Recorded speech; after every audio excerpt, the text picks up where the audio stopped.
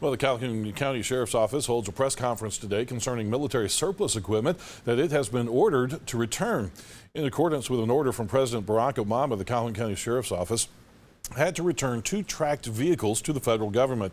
Calhoun County Sheriff Larry Amerson says the loss of those vehicles will pose a serious threat to law enforcement and to citizens.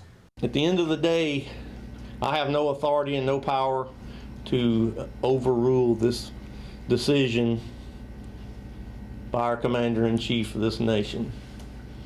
I don't agree with it, but this is the nation we live in, and we're a nation of laws, and we follow those laws. But in that light, I've called on our congressman. We have a letter that Congressman Mike Rogers has written to the president, and we have Congressman Rogers' assurance that there's going to be language introduced in the next military funding bill that would authorize local law enforcement to have vehicles like this, and that they couldn't be taken away.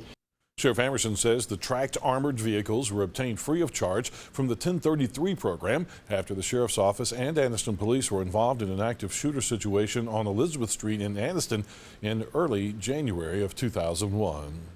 We don't have $200,000 to buy that sort of equipment, and thanks to the 1033 program, we were able to obtain it.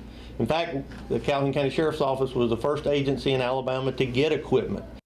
Amerson adds that since that shooting, the vehicles had only been used a handful of times in law enforcement, and the majority of the uses were for outreach programs. The tracked vehicles are not armed with any weapons, just fully loaded with armor that protects the occupants on the inside.